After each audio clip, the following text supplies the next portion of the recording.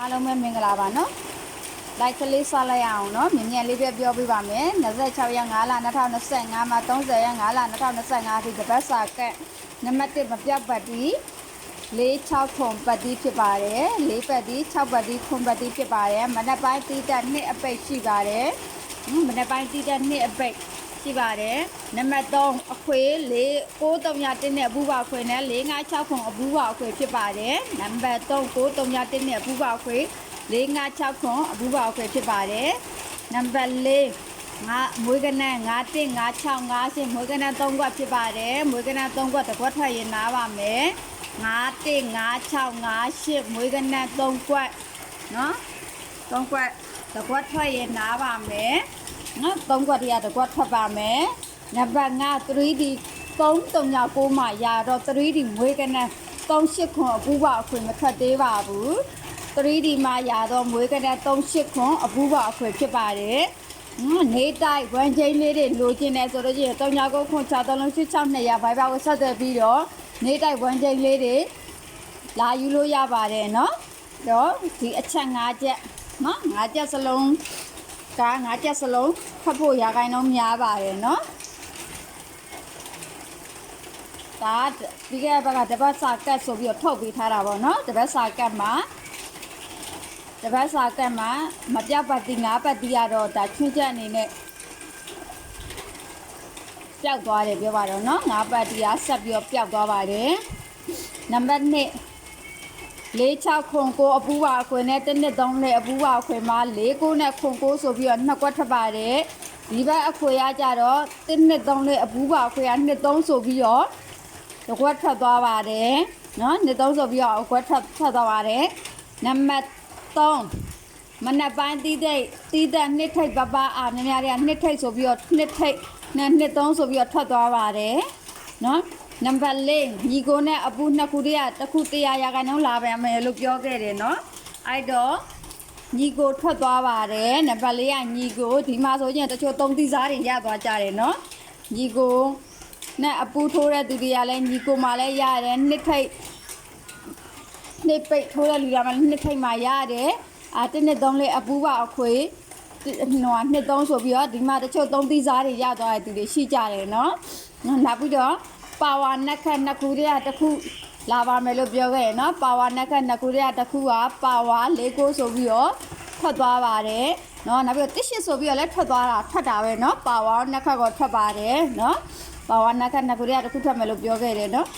ပြီးခဲ့တဲ့ဘက်ကတပတ်စာကတ်မှာဆိုလို့ရှိရင်ပတ်တီးလေးတစ်ခုပဲဒီပတ်တီးရလဲနော်ဒီငါပတ်တီးရလဲလေ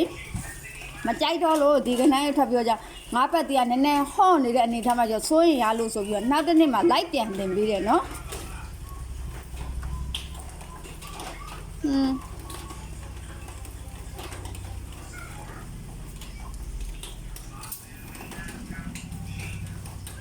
နောက်တစ်နေ့မှာ live ပြန်တင်ပေးတယ်နော် live ပေး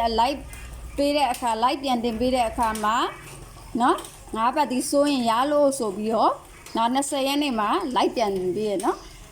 အင်္ဂါနေ့ပေါ့နော်ဒီကမှာ10ပတ်တီး9ပတ်တီးကစားရလို့10ပတ်တီးလေးပါထည့်ပြီးတော့ကစားပေးပါ9ပတ်တီးကဟော့နေလာလို့စိတ်ထဲမှာနည်းနည်းထင်လိုက်လို့လေနော်10ပတ်တီးဆိုရင်ပြန်ပေးထားရနော်အမအခွေ46ခွန်ကိုအခွေအဲ့မှာဗရိတ်ပေးတဲ့လူတွေဗရိတ်မှာရသွားကြရင်နော်38ဗရိတ်မှာလဲတစ်ခွန်ဆိုပြီးတော့10ဗရိတ်မှာအောင်သွားကြတယ်နော်ပါဝါနက်ခတ်မှာလဲအောင်သွားရသွားကြရင်နော်ဒါပြီးခဲ့ဘက်ကကြာတာပရိတောက်ကြမှာဆိုလို့ရှိရင်လဲကယ်ပေါက်ဆိုပြီးတော့ပေးခဲ့ရနော်ကယ်ပေါက်ဒီ9-3ညပရိကတော့မလာဘူးပေါ့နော်ကယ်ပေါက်10ပတ်တီး6ပတ်တီးနော်10ပတ်တီး6ပတ်တီးနှလုံးစလုံးတစ်ချိန်စီပြန်ကြဖို့ရှိပါတယ်ပွဲတင်းပြန်ကြရှိပါတယ်ဆိုပြီးကျပရိတောက်ကြမှာကယ်ပေါက်ဆိုပြီးပေးခဲ့ရနော်10ပတ်တီးပတ်တဲ့လူတွေပြန်ကြနဲ့တွဲပြီးကစားပါ6ပတ်တီးပတ်တဲ့လူတွေပြန်ကြနဲ့တွဲပြီးကစားပါ9-3ညပရိလိုက်တဲ့လူတွေပြန်ကြနဲ့တွဲပြီးကစားပေးပါမနက်ပိုင်းတီးတဲ့နှစ်ပိတ်လိုက်တဲ့လူတွေပြန်ကြနဲ့တွဲပြီးကစားပေးပါဆိုပြီးပြောခဲ့ရနော်10ပတ်တီးလည်းထွက်တယ်6ပတ်တီးလည်းထွက်တယ်9-3ညပရိသမားတွေကတော့9-3ညပရိမထွက်လို့ပြန်ကြနဲ့နော်အရန်ဘက်ကရမှာပေါ့နေ့မနေ့ပိုင်းတီးတဲ့နေ့သမားတွေရတယ်ပြန်ကြနဲ့တွဲပြီးတော့ပြန်ကြတော့မနေ့တည်းညနေတွေမဟုတ်ဘူးနော်စော်ခိုင်းတာလေပြီးခဲ့တဲ့ဘက်ကလည်း90ရာခိုင်နှုန်းတော့အောင်မြင်ခဲ့ရနော်အခု လာမဲ့အပတ်မှာလည်းဒီမှာနံပါတ်1မပြတ်ပတ်တီ6လေးခွန်ပတ်တီနံပါတ်2မနက်ပိုင်းတိတက်2အပိတ်နံပါတ်3 931နှစ်အပူပါခွင်နဲ့456ခွန်အပူပါခွင်နံပါတ်4 515658မွေးကနက်3ကွက်3ကွက်ထရတစ်ကွက်ထွက်ရင်နားပါမယ်နံပါတ်5 38ခွန်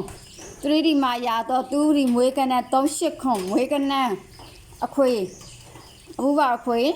တရားနေပြီးတော့တစ်ကွက်ထွက်ရင်နားပါမယ်ဟုတ်ပြီနော်လာမဲ့အပတ်မှာလဲကန်ကောင်းချင်းနေပိုက်ဆိုင်နိုင်ကြပါစေအခုဒီမှာအချက်5ချက်ထုတ်ပေးထားပါတယ်ဒီအချက်5ချက်ထဲကဗုဒ္ဓဦးမကျော်စောပြီးတော့ထွက်ခဲ့ဗုဒ္ဓဦးမကျော်စောထွက်မယ်လို့ယူဆတယ်မနေ့ပိုင်းတိတက်2အပိတ်ကလည်းတပတ်စာ5ချိန်ပေါ့နော်5ချိန်ဆိုမဲ့ဗုဒ္ဓဦးမကျော်ခံမှန်းထားပါတယ်ဒါပေမဲ့ကြော်သွားခဲ့လို့ရှိရင်လည်းဆက်ဖိုက်ပါလာဖို့ရာဂိုင်တော့အားကောင်းသွားပါပြီเนาะတကယ်လို့ဒီအချက်တွေဗုဒ္ဓဦးနဲ့ကြားလို့ရှိရင်တစ်ခါလိုက်ပြန်လွှင့်ပေးမယ်တနင်္လာအင်္ဂါခဏန်းကြည့်ကြားစင်ကြည့်ပြီးအခုမပြောက်ပတ်တီ6လေးခွန်ပတ်တီထုတ်ပေးထားပါတယ်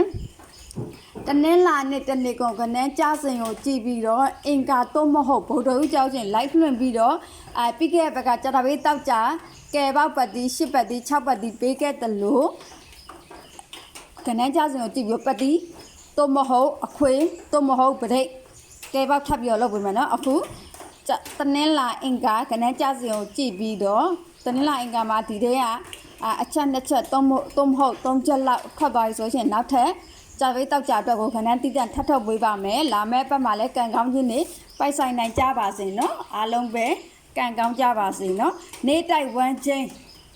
နေတိုက်ကနန်းတွေကိုလိုချင်တဲ့စိတ်ဝင်စားတဲ့39ခွန်6 3 6 နေရပါကိုလာပြီးဆက်သွယ်ပြီးတော့ဟိုင်းလို့ရပါတယ်ပေးလဲပေးစရာမလိုပါဘူးငွေလဲပေးစရာမလိုပါဘူးเนาะအားလုံးကိုရစေခြင်းလို့စေတနာမေတ္တာတည်တတ်နဲ့ထုတ်ပေးထားတာပါเนาะကဲအားလုံးပဲလာမယ့်ဘက်မှာလဲကံကြကောင်းခြင်းတွေပိုက်ဆိုင်နိုင်ကြပါစေเนาะ